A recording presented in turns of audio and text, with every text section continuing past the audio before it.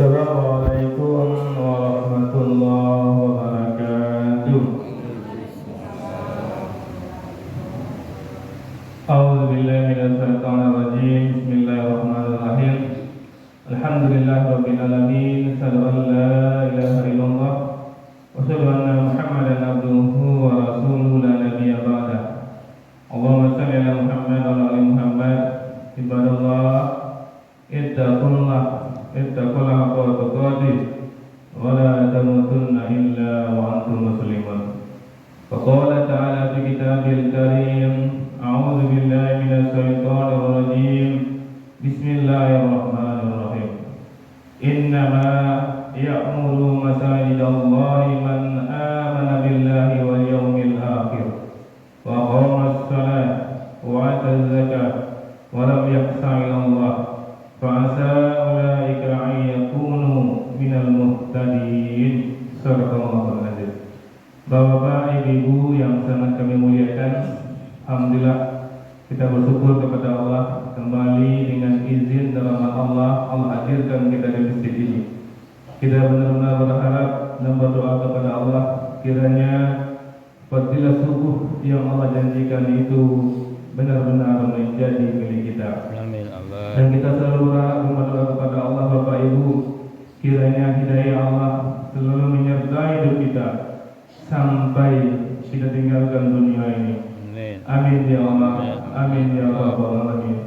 Bapak Ibu yang kami muliakan, subuh ini kami ingin mengajak kita untuk melihat firman Allah dalam surah Taubah ayat 18, di mana Allah informasikan kepada kita, sesungguhnya yang memakmurkan masjid Allah hanyalah orang-orang yang beriman kepada Allah dan beriman kepada hari kemudian, serta melaksanakan sholat, menunaikan zakat, dan tidak takut kepada apapun kecuali kepada Allah.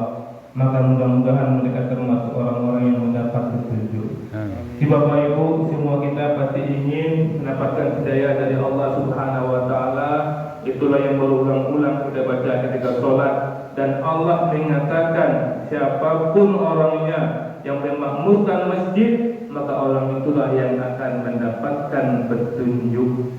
Maka Bapak Ibu, berkenaan dengan ini kami sedikit ingin mengulas apa yang disampaikan oleh Ustaz kita Selasa yang lalu, di mana luar biasa Ustaz menyampaikan manajemen masjid kepada kita. Ada imam masjid, ada garing masjid, ada pengurus masjid. Dan di situ ditekankan sekali oleh Ustaz, imam itu orang yang terpuji, orang yang dihormati, maka tidak dibenarkan dia membersihkan tempat wudhu, membersihkan WC. Di situ kami ketika Ustaz menyampaikan, kami sampaikan kepada Ustaz itu, alhamdulillah di Masjid Iman, imamnya membersihkan WC dan tidak merasa hina. Ya Bu, alhamdulillah masjid kita, ya, imam kita membersihkan WC tapi tidak merasa hina dan tidak dihinakan. Jadi yang disampaikan Ustaz itu, Bapak Ibu, itu idealnya. Kalau misalnya masjid itu punya kemampuan finansial untuk itu sangat bagus. Cuma Ustaz itu kalau bisa cukup hati-hati menyampaikan, harusnya dia mengatakan jangan hina.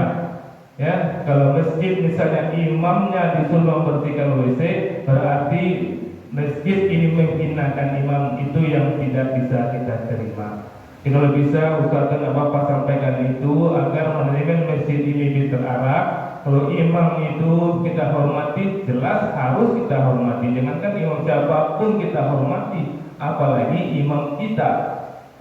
Tapi kalau seandainya mengatakan kita menghinakan imam dengan membiarkan dia membersihkan WC, itu kita belum bisa terima, Bapak Ibu. Dan itu kalau misalnya Ustaz tidak menyampaikan hati-hati, nanti dikhawatirkan pengurus berat untuk menyuruh imam untuk membersihkan WC, dan imam pun merasa pula dia hina ketika membersihkan WC. Padahal jelas Rasulullah mengatakan syarat menjadi imam itu apa? Kan ada syarat-syaratnya.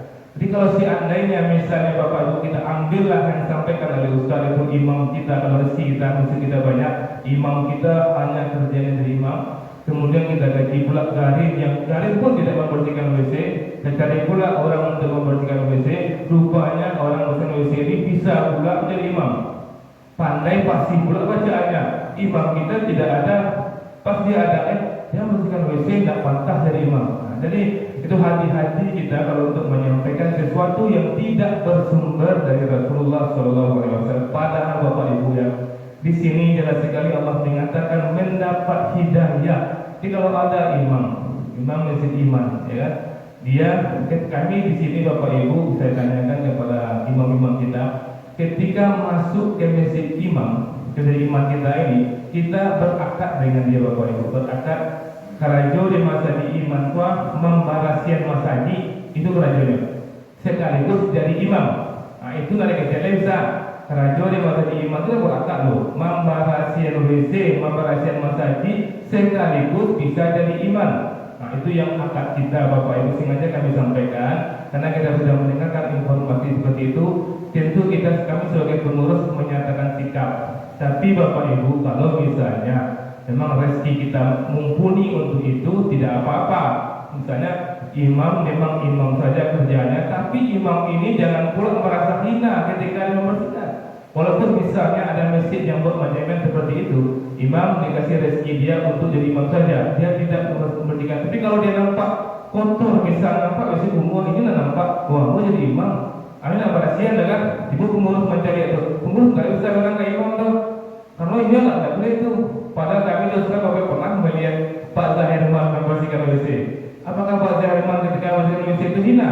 Nah itu yang penting kami katakan Bapak Ibu, masing-masing kita jadilah pemakmur masjid. Ibu masuk ke masjid manapun nampak sampah mungkin 3 kali bangkit sampah, tapi langsung dicap sebagai pemakmur masjid. Ada orang Bapak Ibu, Pak Ibu kan masuk ke WC masa ini orang sudah berapa banyak kotoran balayak itu.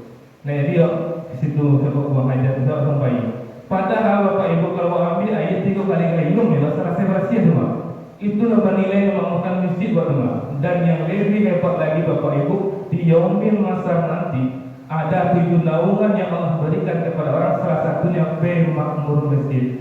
Maka kami ingin siapapun kita di sini jangan merasa hina ketika membersihkan masjid. Saya maaf. Assalamualaikum warahmatullahi wabarakatuh. Waalaikumsalam warahmatullahi wabarakatuh.